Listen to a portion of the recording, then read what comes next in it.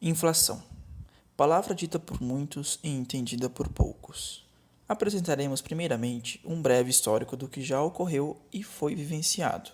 Em seguida, virá a definição e os tipos da mesma.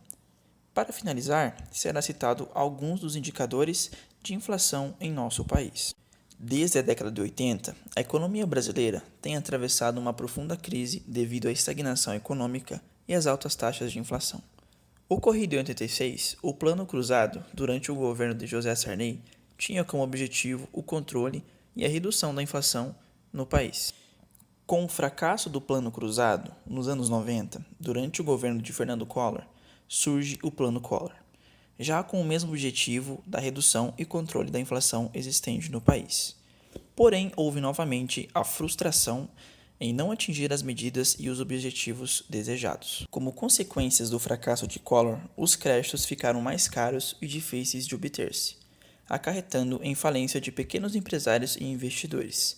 Em seguida, o aumento de desemprego e a inexistência de milhares de postos de trabalho, logo diminuindo o PIB do país. Em 94, surge o Plano Real, aplicado durante o governo de Itamar Franco com o mesmo objetivo sobre a inflação. Dessa vez, o plano foi bem sucedido. Surgiu uma nova moeda, o real, existente até os dias de hoje. A inflação do país vem sido sempre perto dos 5% ao ano. Como disse Milton Friedman, a inflação é sempre, em qualquer lugar, um fenômeno monetário. A inflação diz respeito ao processo persistente e relativamente generalizado de aumento de preços em vigor numa dada economia observado ao longo de um dado período de tempo. Identifica-se dois tipos básicos de inflação: a inflação de demanda e a inflação de custos. Porém, recentemente, surgiu um novo tipo, chamado de inflação inercial, encontrado principalmente nas economias ditas emergentes. A inflação de demanda é causada por um excesso de procura em relação à oferta disponível, ou seja, quando a demanda é maior do que a oferta, os preços tendem a subir, já que os consumidores se dispõem a pagar mais para obter um determinado item. Entre os fatores que podem causar pressão da demanda na economia, destaca-se aumento na renda disponível, o que pode ocorrer por meio de aumentos reais de salários, efeito riqueza ou até mesmo na redução da carga tributária, como por exemplo, menor imposto de renda na fonte. A expansão dos gastos públicos, a expansão do crédito e a redução das taxas de juros interferem na demanda de consumo de investimentos. A expectativa dos agentes econômicos também influencia o nível de demanda da economia, dentre outros fatores existentes. Inflação de custos, causada por pressões de custos e consequente repasse para os preços. Entre os fatores que podem causar os aumentos dos custos, cabe destacar taxa de juros, já que as empresas utilizam capital de terceiros. Desvalorização cambial, como aumento no preço dos importados. Preços externos tendem a subir, como ocorreu com o petróleo nas crises de 74 e 79 e mais recentemente em 2000. O custo da mão de obra tende a subir também. Sempre que há aumento do salário nominal, independente de qual forma ocorra, o custo da mão de obra sobe seu preço. Os aumentos dos impostos pressionam os preços, como ocorreu em 99 com a elevação da COFINS. Cabe destacar que os impostos em cascatas e indiretos, como por exemplo ICMS, IPI, entre outros, impactam diretamente nos preços, o que não ocorre com os diretos, como o IR, cuja incidência é sobre o resultado. Inflação inercial.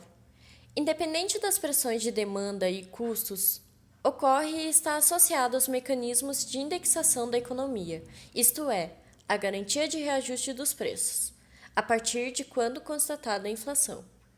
Preços, câmbio, salários, ativos financeiros e entre outros têm seus valores reajustados. Embora a distinção entre inflação de demanda e custos evidencie a importância do diagnóstico sobre as causas da inflação, na prática, os dois tipos normalmente estão interligados. Quando uma economia sofre um choque de custos, o impacto dessa elevação de custos sobre os preços dependerá das condições de demanda da economia. Existem vários indicadores da inflação no Brasil. Enquanto alguns medem a evolução dos preços no nível do consumidor, outros medem o comportamento dos preços no atacado. O período de coleta também varia, bem como a região de cobertura do indicador e sua abrangência. O índice de preço ao consumidor é de responsabilidade da Fundação Getúlio Vargas. Mede aumento de preços no varejo para famílias com renda mensal entre 1 a 33 salários mínimos. Índice de preços ao consumidor amplo tem como responsável o IBGE. Mede a variação de preços no varejo, renda entre 1 e 40 salários mínimos. Índice Nacional de Preços ao Consumidor, responsabilidade do IBGE. Mede a variação de preços no varejo, rendas entre 1 e 5 salários mínimos. Índice de Preços ao Produtor Amplo, tem como responsável a Fundação Getúlio Vargas. Mede a variação de preços de produtos industriais e agrícolas em atacadistas e varejos. Índice Nacional de Preços da Construção Civil. A responsabilidade é da Fundação Getúlio Vargas. Mede a variação de preços nas construções civis, como, por exemplo, mão de obra, materiais e serviços, geralmente utilizado no financiamento das construtoras. Com esses e entre outros indicadores é que o nosso nível de inflação é medido. A relação entre taxa de inflação e crescimento econômico é muito grande. São várias pontas a serem trabalhadas e entendidas. Porém, é um item que pode ser controlado e administrado pelos governos.